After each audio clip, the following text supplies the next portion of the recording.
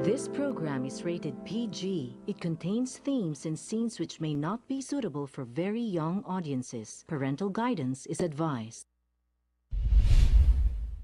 Be advised that the views and opinions of the hosts and guests do not reflect those of the station.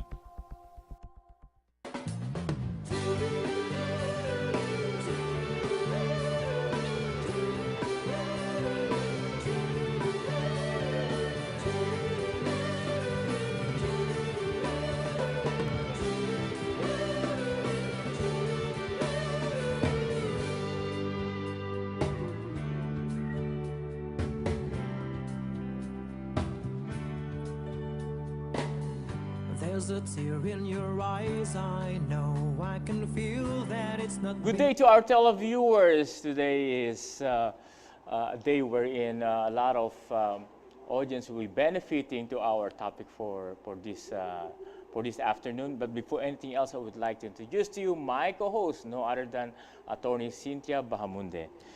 Good day. Good day, Jan. Attorney. How are and you? Good. And we have a very interesting topic Yeah. right now. We call it the Employees Compensation Act or the Presidential Decree 626. Ano ba yung Presidential Decree? Alam mo naman, di tayo. Medyo matanda na yung law, di ba? Oo. And ang maganda rito, it is also medical related. Medically related, right? Makikita dito natin malalaman ang lahat na benepisyo or benefit na makukuha ng mga empleyado, especially sa government, no? And also the government services. Yeah, but also the private employees, di ba? And private employees. But, you know, I'm very excited to introduce our guest for today. And I will give you the privilege to introduce the Senior Vice President. Ayan, oo. We have for this morning, Attorney Ebdane. He is the Senior Vice President of the Visayas&MIndanao Operations Group of the GSIS. Yes, magandang umaga po, Magandang umaga. sir. Magandang So, umaga po. could I call you June? June na lang po. June na lang. Yes, you know, this topic is a very interesting topic because there will be a lot of listeners who will, oh, meron palang ganon. But for our televiewers, you can text us at 0925-852-0815. It's focused right now in your screen. And we're broadcasting live, so you can ask your questions by texting. Don't call, just text.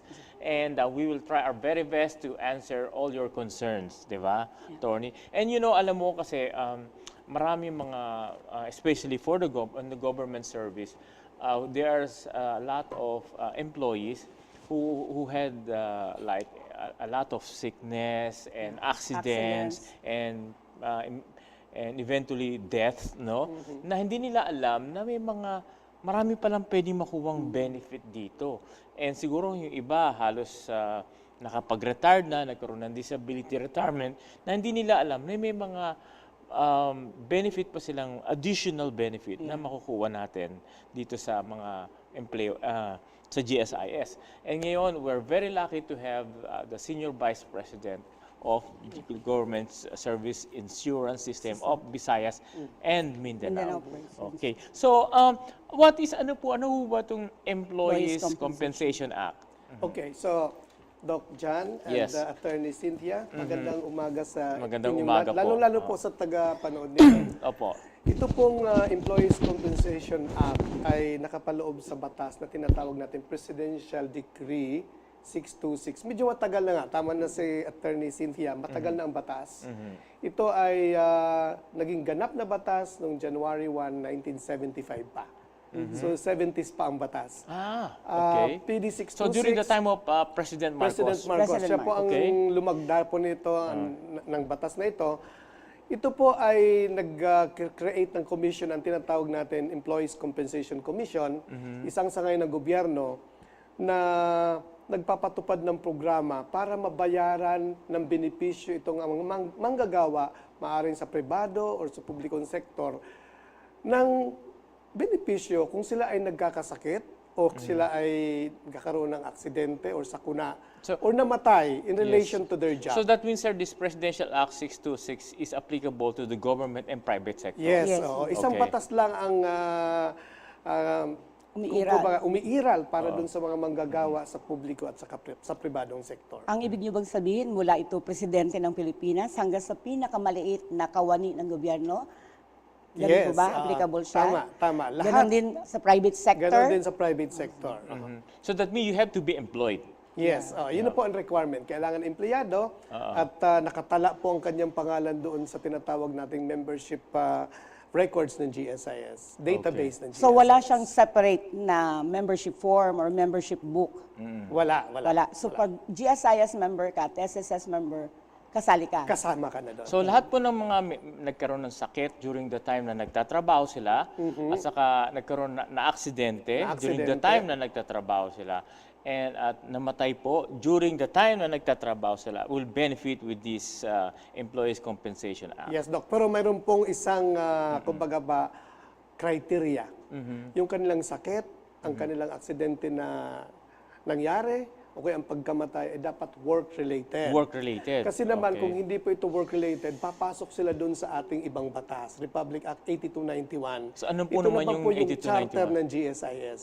Okay. So since ang pinag-uusapan natin ngayon work-related sa ECC, so pag-usapan natin kung paano na-claim ng benefits sa 626. Kasi may iba pa pong benepisyo ang ating mga manggagawa under the charter of GSIS. So paano ho ba maka-avail nitong sa At bago ECC? natin pag-usapan, umpisahan natin sa mga, let's say, mga medical problem. Okay, Anong mga may medical sakit. conditions Ano po na- yung mga medical condition na pwede natin Compensable. masasabing maklaim nila during the time? Parang ano ba ho yan? Kapag kayo nag-claim, magkakaroon ka ng parang lifetime pension? Okay, sige. Okay. Ganito po yan, Doc. Tatlong klase, kumbaga, ang classify sa tatlong stages. May Okay. tinatawag tayo na temporary total Temporary total? disability. May tinatawag din tayo na permanent partial. Ang pinakamalala ay yung permanent na total pa disability. So itong pinakamatindi yung pangatlo. Okay. Yung temporary total, ito yung mga nagkasakit lang ang isang worker at related po sa trabaho ang pagkakasakit niya.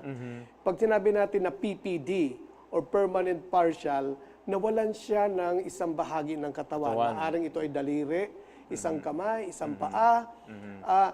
May listahan tayo sa batas kung papaano sila nabibigyan ng benepisyo. Dito po sa dalawa, yung temporary at saka yung partial, ang binibigay natin, tinatawag natin na monthly income benefit. Parang allowance lang. Allowance. Yung buong allowance na yon ay makakasalba sa isang pamumuhay ng isang empleyado. At ito ba'y lifetime? Sa totoo lang po, medyo maliit pa yung ating Maliit allowance yun. kasi luma na ang batas. But from time to time, ito po ay ina-upgrade yung rates. In fact, may parating tayong bagong rates dito. At ito hindi lifetime. Hindi lifetime. So, binibigay yan depende doon sa severity ng kanilang sakit o kaya yung partial loss. Depende po, kung daliri ang nawala, may mga minimum number of months. I think ang pinakamatagal is 50 months. 50 months? times the monthly income Bakit benefit. 50 months lang? Hindi naman tutubo yung daliring na puto, di ba? Oo. Yun ang nakasulat sa batas. Iba-ibang number of months ng allowance. Pero ang pinaka lifetime talaga na benefit, ang tinatawag natin na permanent total disability. This is a lifetime pension. Kasi permanent na. Kahit halimbawa 25 years old pa lang siya, kasi under the laws ng GSIS and SSS, nagki-kick in lang yung ating pension benefit when we reach the age 60. Yeah. Pero kung ikaw ay nagkaroon ng permanent total disability, regardless kung napakalayo mo pa sa edad Sa na age 60, babayaran ka na ng pension for life. Yung bang tinatawag na permanent total disability, let's say if you are receiving a pension for that, can you apply for early retirement? Are you also entitled Considered as to retired na, oo. retired na? Actually, parang in essence, niretire ka na ng sistema. Okay. Kahit nung malayo ka pa doon sa 60 years old, at binabayaran ka na ng Is pension. that an additional payment for retirement and for the disability? Separate ba yan? Hindi, pareho lang yan. Isa lang. Isa lang. Pero ganito yon.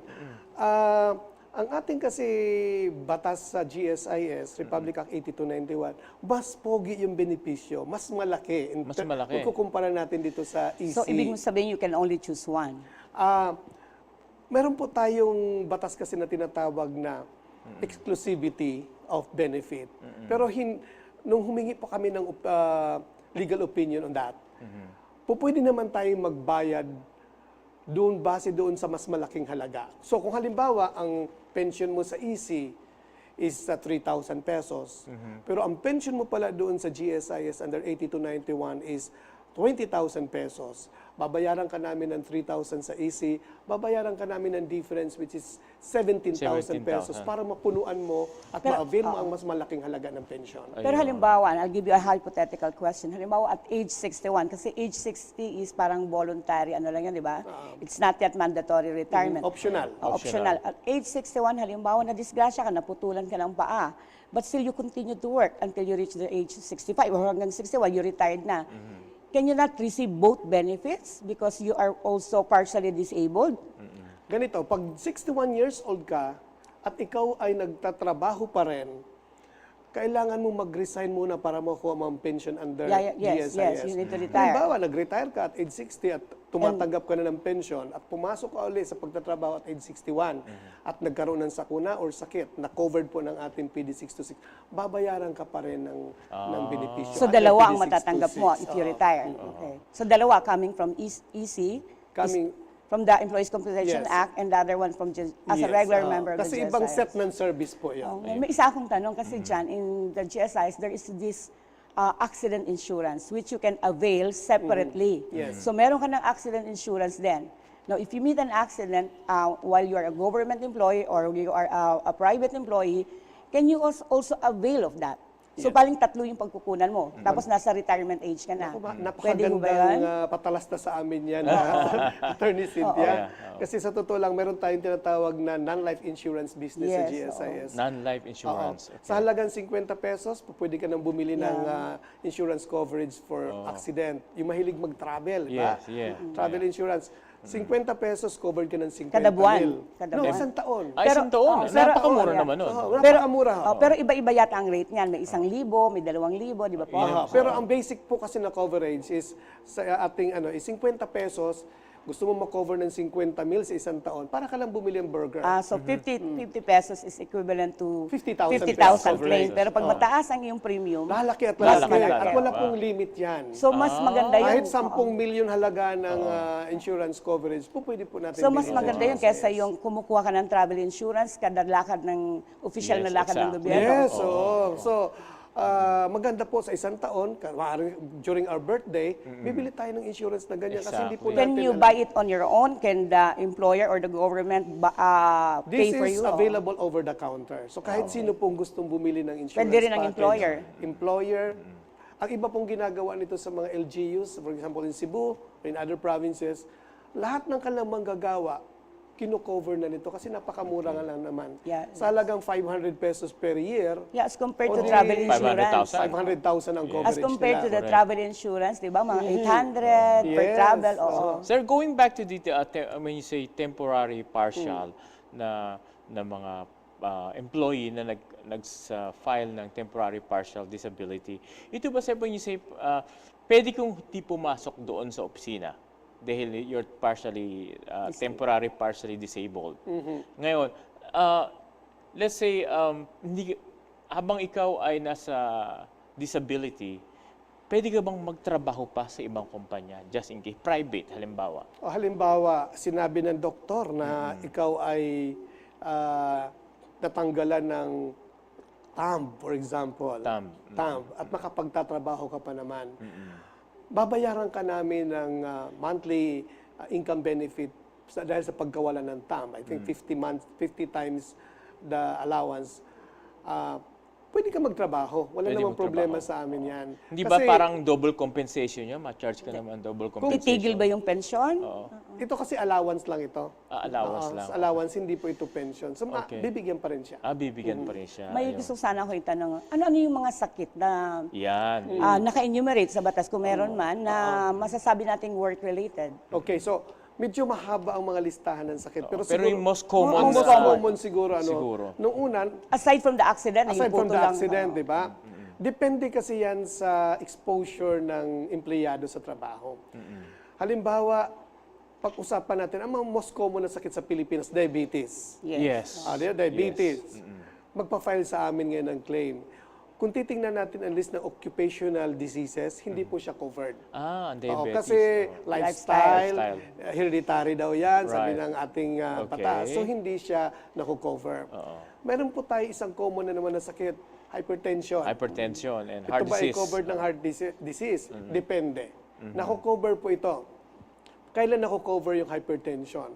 Kung mapapatunayan ng GSIS or ng SSS na itong kanyang hypertension ay na-acquire niya sa pagtatrabaho niya. Oh, okay. So, mahalaga dito yung tinatawag natin na medical records. Okay. Kung mapapakita nila na nung pumasok sila sa trabaho during the last 10 years, wala naman silang ganitong karamdaman, normal ang blood pressure. Kaya lang, nung na-assign siya halimbawa sa isang bahagi, isang department, medyo ma-pressure.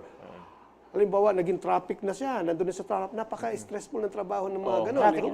Traffic enforcer. Talagang ngayon lang, sir, siguro lahat ng empleyado pwede mag-file ng dahil So, sa traffic. makikita mo dyan na talagang mapatunayan na dahil dun sa paglipat mo ng trabaho sa gobyerno, ay nag-develop mo itong sakit, pwede pong bayaran. At ang kagandahan po dito sa PD 626 na ito,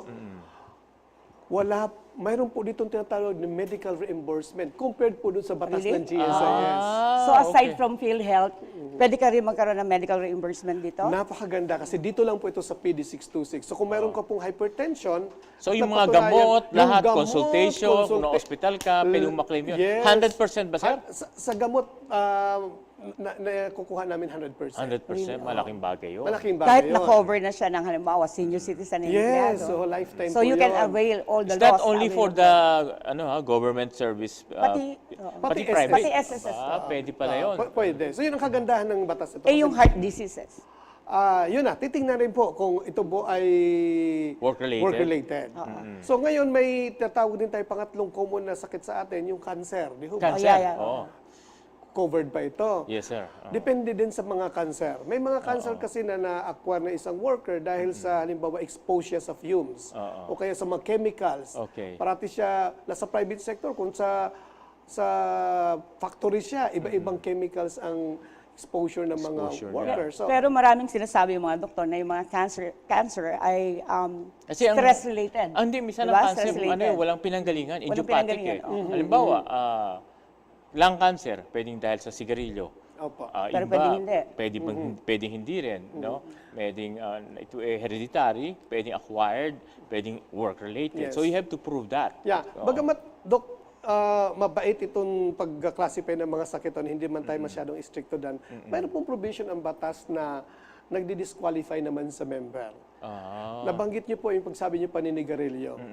Meron tayong provision dyan na tinatawag na negligence ng isang miyembro. Negligence. So kung halimbawa, ikaw naman ay makikita sa medical history mo na from the time nagtrabaho ka, as early as 18 years old, ay naninigarilyo ka na. Saka ka pumasok sa serbisyo. I see. Sasabihin ng doktor, dahil sa paninigarilyo mo, nagkaroon ka ng cancer. Ayun. So, Pero alam mo, hindi na siya babayaran noon. alam mo, mga attorneys, later on, makakasama na natin ang Chief of Staff ng Government Service Insurance System, and we'll be right back when What's Up Doc returns.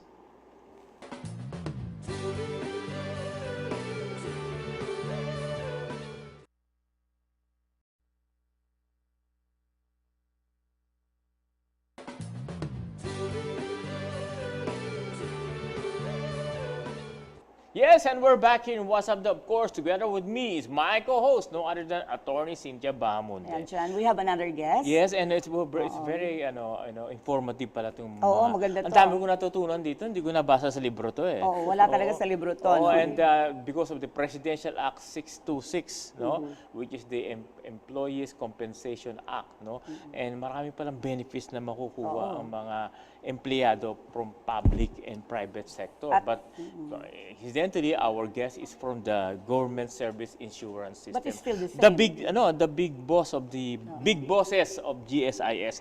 Now we have a guest, of course. Siya daw ay classmate ng ating co-host na napakaganda. Sige, I'll give you the privilege to introduce our guest. We would like to introduce the Chief of Staff of the President and General Manager of the GSIS, who is Clint Aranas. We have for today, Attorney Percy Flores. Thank you, Percy. Ayan. Doc, magandang umaga po, Cynthia. Attorney June. Magandang magandang umaga sa inyong lahat. We would like to thank them na first time kasi Yes. na hindi lahat ng empleyado ng gobyerno at pati ng private na sektor ay alam mo itong Employees Compensation Act. Correct. Maaari, ako nga, hindi ko yun alam, ano?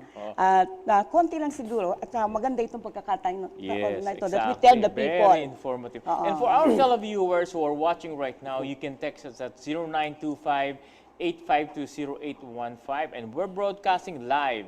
You know, just ask questions. Please identify your name and your location where you at right now. And we're very lucky to have the Senior Vice President and the Chief of Staff of the Government Service Assurance System. Actually, Oo. dyan marami na akong tanong na natanggap kahapon pa lang kasi in-announce natin ito sa And IG at binabati sa ko lahat ng Facebook. empleyado ng GSIS na nanonood, Yeah, oo. nakatutok sa atin ngayon sa ating popular na programa, ang WhatsApp Doc. Yes, Attorney. May tanong ako, no? Ewan ko kung sino ang sasagot sa inyo. You mentioned na may mga diseases na enumerated and some are work-related, but it has to be determined first. Kung Yeah. talagang work-related siya. Sino po sa departamento nyo ang nag-evaluate kung ito ay compensable o hindi po? Okay, so the moment magkaroon po ng isang aksidente o kaya Sakit. o kaya dalawa 'yon. Ang miyembro po kailangan na unang-una ipaalam niya sa kanya employer. 'Yun ang unang-una requirement. Or Ang any batas, relative. kailangan sa employer kasi may tinatawag tayo sa batas na kailangan i-record yan sa ECC logbook. May mga logbook ang bawat company. Kasi later on, pag nag-imbestiga ang aming tauhan, yun ang hinahanap kung talaga may nangyaring ganong sakit o kaya aksidente. Mayroon po tayong application form na nandun sa mga branches, sa mga lobbies natin, at doon pifill upan nila yan. Ano po ang dapat nakalakip doon? Service record, dapat nandun. Tapos, alamin namin yung mga duties and responsibilities niya kasi nga ka-evaluate natin kung work-related. Kung ito po ay sakit, kailangan hospital records niya nandun. Kung ito na may aksidente, kailangan may police report. So, ganun lang po kasimple. Pero ang klase ng halimbawa, sakit naman ito, halimbawa sakit sa puso or cancer na sinasabi nyo, sino po yung nag-evaluate if this disease is work-related? Okay, so meron tayong medical officers, Medical bawat officers. branches. Ano ho? So pag submit po natin sa over-the-counter ng application, ibabato yun sa likod, sa ating back office. May mga doktor kami. So may mga tumitingin doktor, yan, i-evaluate po yung kanang sakit o aksidente kung related sa trabaho. Okay. Sir, ito bang contribution ng mga empleyado, especially in the government service, is separate itong contribution nila for the employees' compensation or kasama ba ito sa sweldo nila? Binabawasan din sila For para Attorney sa... Percival. Oo. Yung Ang mic po. talagang rito, si SBP Jun pa rin talagang At ayon sa informasyon na nakuha ko sa kanya, hindi kumukuha sa mga empleyado ng kontribusyon. Yung office ang nagko-contribute Office mismo, 100 pesos. GSIS. Okay. Magkano po ang contribution ng employer, government employer? Magkano ang contribution nila sa 100 pesos. Ano yan? Tama ang sabi niya. Per empleyado? Per empleyado Ano per yun, month. automatic na binabawasan nyo na Hindi, yung... hindi raw kasama. It's the employer agency which remits those funds. So, to ECC. every year, yung ating Department of Budget, DBM, Budget and Management, bibigay ng budget sa bawat opisina Yes, ng gobyerno ng 100 pesos bawat manggagawa kada buwan. So, hindi binabawas yun sa sweldo? Hindi. So, Automatic. gobyerno, Ang ganda. gobyerno nagbibigay So automatic ng na napupunta na yun sa ECC? napupunta yan sa ECC. Ang tawag namin doon, ECIF or EC Insurance Fund. Halimbawa naman, halimbawa sa isang private sector or wherever, no? Nagkaroon ng palya sa pagbabayad o sa pagre-remit. Halimbawa, hindi automatic na nadideduct ng DBM sa budget nila. Ano naman po ang magiging resulta nito kung nagkasakit o na-accident ng isang empleyado? Kahit na po may mga pagkukulang ng pagre-remit ang isang government agency, basta nakatala sa listahan ng mga empleyado itong taong na-involved sa accident or may sakit, ay babayaran po natin ng benepisyo. So hindi po magiging hadlang ang pagbibigay ng benepisyo. So hindi napeperwisyo yung Empleyado. Sa kakulangan Employer, agency, employer. Ayun. May sinabi po kayong logbook. Nasaan po yun? Sa opisina ng isang sangay ng Nasa gobyerno? Human Resource Office usually. So nasa HR. Nasa HR po yun. Kung sakali naman mag-apply ng employees compensation, how long is the application for them to receive the claim. amount of or claim ng Okay, so empleyado. medyo pinupulis kami dito sa ating processing time. Ano? Okay, Kasi okay. ang GSIS at ang ECC ay minomonitor ng GCG, ano?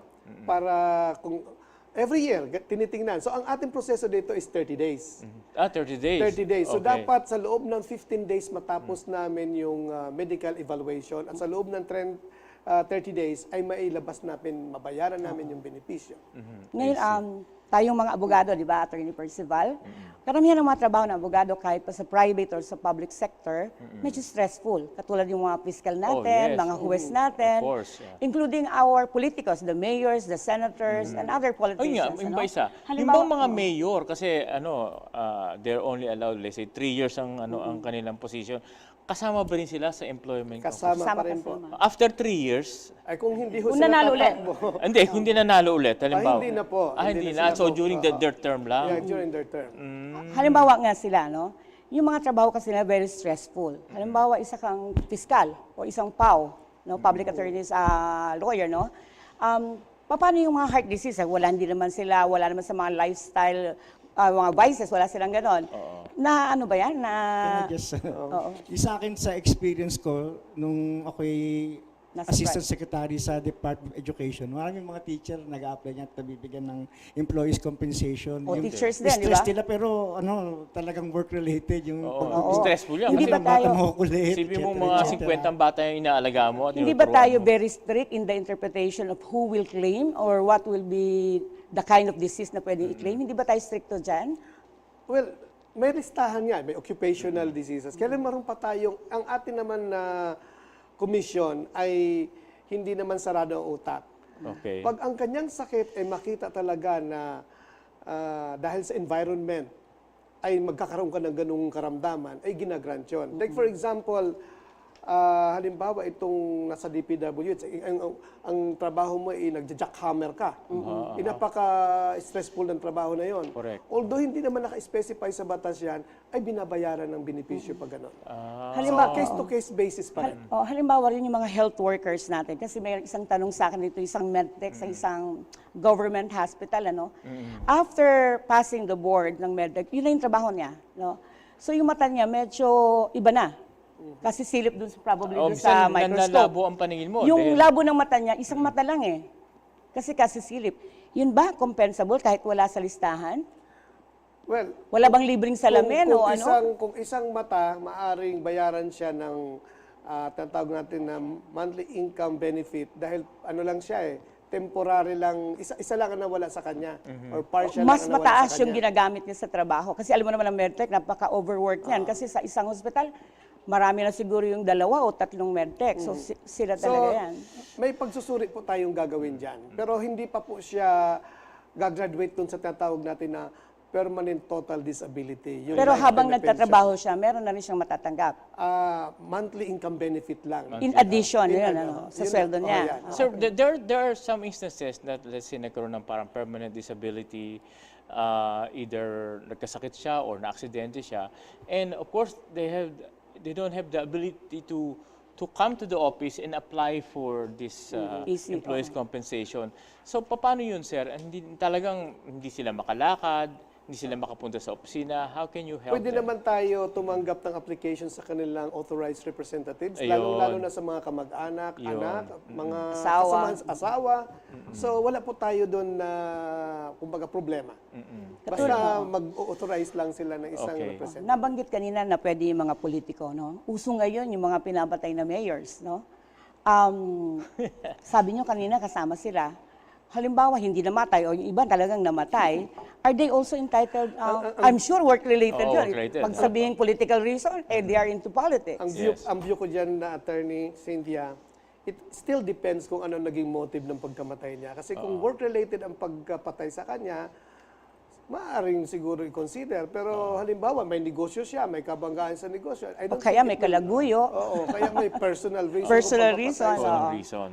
Sir, May, yung may, Pero- may, ano, Pero kailan nila makiklaim yon? Halimbawa, napatunayan na for political reasons sila pinatay, politiko sila, politically motivated ito, kailan? Hanggang matapos ba yung kaso ng murder? O ano? Ang kailangan lang natin, police investigation report. So pwede na yon. So yung guilt nung kung sino man ang perpetrator doon, hindi natin kailangan antayin kasi medyo matagal yung... Tagal Oo, yun. so, It will take years. medyo Yeah. mabilis na yung mga police natin. So Correct. kahit habang burol pa pala, pwede na mag-claim. Basta ho, mayroon police O yan. investigation. So, Sir, how mga- about when you say death benefit, of course, ang makaka-receive nito, yung mga spouse na. Oo. Yes. Yes. So may Okay. survivorship. May survivorship. May survivor. Now, of course, it will be a lifetime pension for Yes. the spouse. Opo. How about the children? Meron din po ang mga anak, limitado po sa 4. 4. Basta lang ho, hindi lalagpas edad na 18 years old. Oh. So ang accounted from the youngest up to the eldest, basta hanggang sa maximum na 4. Okay. May, Ito ba halimbawa, di namatay nga yung asawa at magkukuha ng benefits yung asawang babae at mga anak. Ito po, in terms of amount of lifetime pension, enough for them to survive for the whole day or for the whole month? Medyo support lang po ito, Doc. Hindi to Support lang. kalakihan. Pero gaya na nasabi ko kanina, kung halimbawa ang isang government worker ay namatay at covered siya ng ECC, hindi nagtatapos doon ang kanyang benepisyo. Kasi meron pa tayo isang batas, Yeah, o yun. Republic Act 8291, yung charter ng GSIS, kung saan po pwede sila mag-file na naman ng additional so benefit. bukod yon. Bukod yun. So dalawang survivorship. Actually, may tinatawag tayo na exclusiveness of benefits. Kung sino ang mas malaki doon, ibabawas lang natin ang EC, pero Hindi pwedeng dalawa? Hindi pwedeng dalawa. Kasi So meron whichever tayong higher lang? Yes. Ay, pero sayang Pero yung accident insurance, iba yun Iba yun, accident insurance. Ngayon may Ang rule ho ata dyan, pagka medyo mas balis yung sa ECC na benefit, yung GSIS pupunuin ng 8291. Pupunin lang, May isa pa akong tanong, kasi binanggit nyo kanina yung accident. Paano yung mga manggagawa o empleyado na papasok sa trabaho at naskidente? Yan po ba'y covered, Attorney Percival? Actually, classic yan. Law school pala tinuturo na natin yun, di ba? Yung nagante lang ng sasakyan on his way to work and he was attacked, di ba? Sabi sa jurisprudence, compensable. Compensable. Halimbawa yung pauwi naman. Ganun. Pauwi. Ganun din ho. Ganun Basta din. yung routine na mula trabaho, papuntang bahay, and Kasi, oo. consider pa rin work-related. Kasi maraming nangyayari niyan, pero hindi nila alam kung anong gagawin nila. Normally, PhilHealth lang ang nakukuha, yung mga ganon. Kung may HMO ang opisina, mas maganda. Pero halimbawa, may HMO yung isang opisina, can they still claim? They can still claim. Kasi ang life naman, Separate naman yan. ang tao naman, hindi ika nga mabibilang ng value. ang value natin, di ba? Oo. Sir, halimbawa, sir, ang isang empleyado ay nag-apply and then na-deny.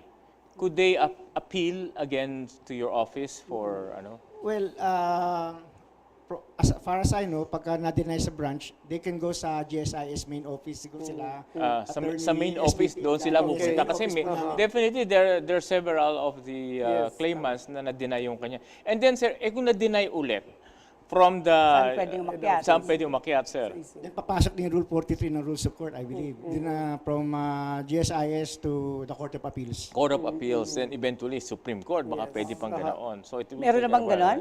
Ay, napakadami Marami po. na. Oo, So yung may mga mga na-deny. juris- Oo. May mga Napakadami jurisprudence pong na. jurisprudence dyan. Ngayon may napansin ako, dahil this law is 1975. Yes. Hindi ba pwedeng i-amend to? Kaya, i-revise, no? Yung Kasi amount, may mga kasi nung sakit araw, na ngayon na bago. Masyadong marami ng mga bagong sakit ngayon. Sasabihin ng mga doktor sa iyo, katulad niyo, puro stress.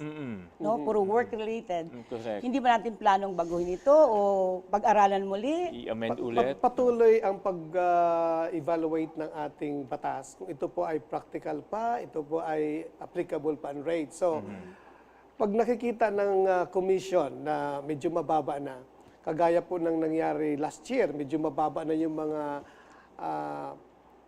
allowable na mga medical expenses, tayo po ay nag-recommend ito itaasan. Hindi, ang ibig ko sabihin, hindi lamang po yung rate, kundi yung inclusion ng ibang sakit, Attorney Percival. Wala ba tayong balak Ganun na din, ihain ganun ito din. sa Kongreso o sa Senado Ganun para din. ma-revise naman at ma-cover natin? Hindi na kailangan sa Senado. Ang ginagawan lang ng commission ay humihingi ng approval sa Office of the President of the Philippines. Doon na lang. Doon na lang. Hindi, yung mga Sa rulemaking power ng ECC. ECC. Pero di ba naka-enumerate doon sa law yung mga sakit doon sa PD. So pwede lang yung ECC magdagdag doon o magbawas. Yes, Pwede na nagdadagdag. Usually nagdadagdag. May mga last year na alala ko, 4 ang dinagdag nilang sakit. Kasi ganito po, may isa po akong example. Sasabihin ko lang ako yon. No?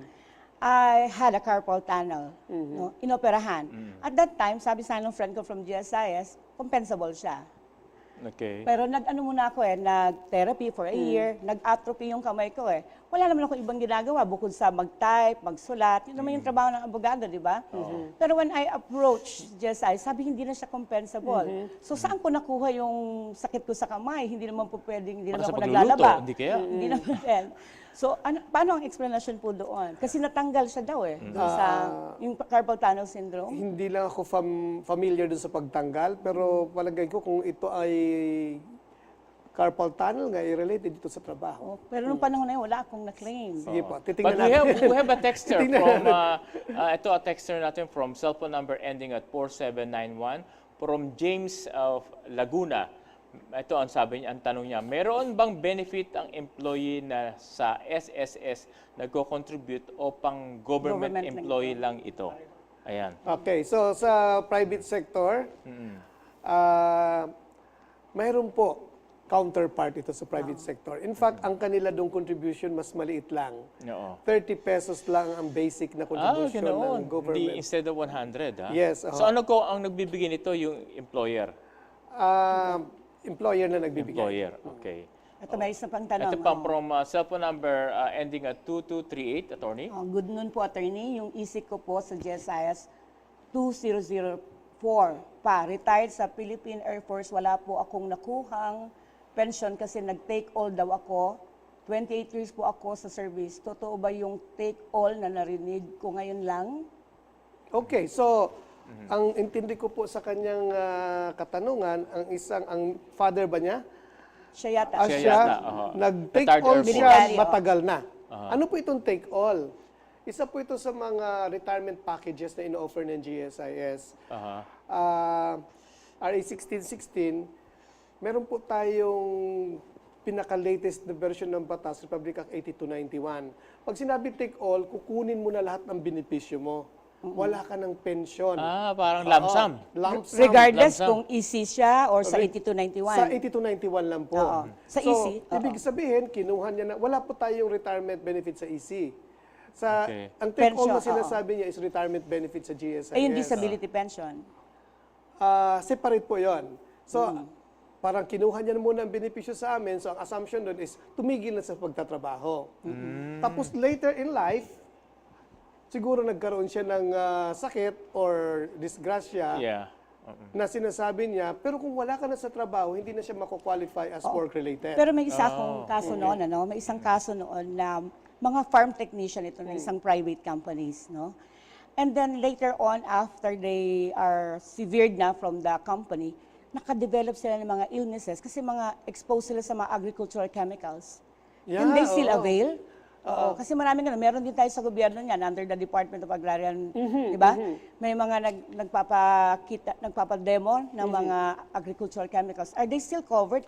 Kahit po sila ay, sige, Atty. Flores. Yes, ako basa ko sa batas as long as you do it within the prescriptive period. Kahit na severe na employer-employee relationship at that type of Kasi, claim. may nade-develop na sakit kasi di ba, apparently, yung condition happened while they were still employed. So, kahit sila ay wala na sa serbisyo, Tama. sa private company or government company, pwede silang bumalik at sabihin, may lung cancer ako because of the work that I have done. Kung nag-develop lang yan after niya ma-severe yung kanyang employment, madali naman makita yan ng mga na ating mga dalubhasa. Kasi yung mga sakit na yan, hindi naman bukas may sakit ka kagad, di ba? Tama. Pwede po Okay. yan. So, yan, pwede pa yung iba, no? So, pwede nating magandang Ito sir, pinag-uusapan meron isang ito. question na halimbawa nagkaroon daw siya ng sakit o na-aksidente, can still claim ang early retirement sa EC? Yung early retirement sa That's the EC plus early retirement? Ang easy Dahil in a way, siguro totally disabled na siya. ang easy in a way, parang kung nagkasakit ka or nabalda ka dahil sa aksidente at wala ka pang 60 years old. 60 years Kasi old. remember, yung minimum natin ng age bago tayo mabigyan ng pension Right. is 60 years old. Parang nagbibigay na rin ng early retirement sa kanya ang easy. Provided ito po ay work-related yung pagkakasakit o kaya aksidente. Pero umabot na siya ng 60, ang kanya na entitlement talaga yung tunay na retirement benefit niya under 8291. Ayun. So mas malaki po yan. Hindi pwedeng dalawa. Hindi From po the pwede EC kasi and the retirement. Yeah, may requirement kasi na minimum age ang 8291. Pagdating ng 60 niya, doon siya babayaran ng kanyang retirement Ito ba sir benefit. yung employee's compensation is equivalent to the previous salary? 100% ba yung salary May na tatanggap? sarili- Ay may sarili pong formula. Medyo may maliit formula. po ito compared mo doon sa Okay. 8291. Wala ba tayong balak lakihan? Oo. Actually, kung tutuusin na po pwede na uli lakihan, so nag-aaral ngayon ang commission kung pwede taasan ang At pension. ito ba'y manggagaling sa suggestion ng GSIS? Andiyan naman si Atty. si Flores. Atty., And the of course, Chief of Staff. Oo. dalawang gwapo yan sa GSIS. Si Atty. Aranas na, di ba? Oo nga. They used to work in the Senate also. Oh, I see. So, I think naman mga bata ito at medyo open-minded. Baka naman sakali Percy Pwedeng mataas dagdagan na. natin. Oo. Oo. Well, we always take a look into that. Pero our man sa Employees Compensation Commission is Attorney General Ebdane. Meron ngayon, Attorney Cynthia, pag-aaral. And in fact, may recommendation na nandun po siya ngayon sa tinatawag namin Actuarial Services Group. Ito ang grupo ng mga mathematicians natin sa GSIS nag-aaral. Gaano ba ano ba ang impact nitong ang pagtataas galing, ng ang ating galing. At saka, pension? pag So, nasimulan sa fund. siguro ng GSIS yan, sigurado susunod ang mga taga-SSS. Yeah. So, happy Sunod-sunod everybody yan. na. Happy everybody. Happy. Thank you very much to our guests. You know, we don't have so much time, but you know, for any last word from the Chief of Attorney Staff and the Flores. Senior Vice President, Attorney Percival. Well, ang masasabi ko lang is that kami sa GSIS, lagi kaming nakahanda tulungan ng ating mga government employees. Ngayon, sa usapin ng ECC, kung sila'y madisgrasya o mga aksidente, kami handang tumulong sa abot ng aming makakaya. Ayun, thank you very much. How about Attorney Jun? Okay, sa mga employer naman, iwasan natin ang sakuna at sakit sa ating mga Yan. opisina. No? Yung mga simpleng mga medyo madudulas na mga tiles dyan, sakuna yan na po pwede Yan, magdulot oo. sa ating mga Oo workers. nga, oo. May tinatawag tayo basically na 5S kung paano isasaayos natin ang ating mga opisina. No? Yeah. Paglilinis. So, tama, aside dun sa sinasabi ni Attorney Flores, handa kaming tumulong, nandiyan lang mga opisina namin.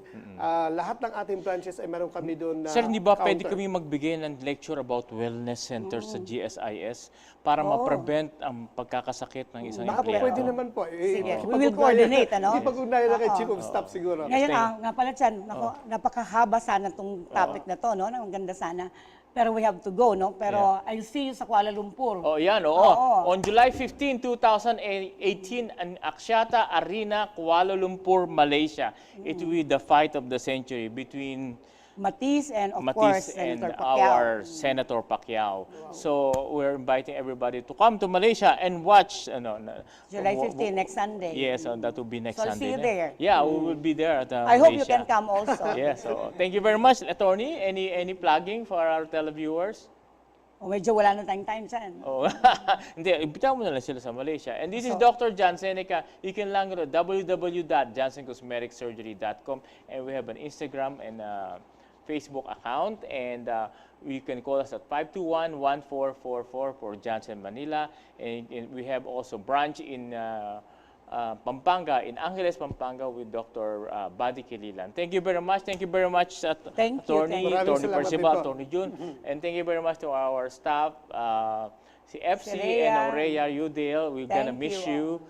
And thank you to the cameraman, and thank you, Attorney, and hope you'll see you again next week. We have a lot of interesting topic here in WhatsApp Talk. This is Dr. Cenica for another episode of What's Up, Doc?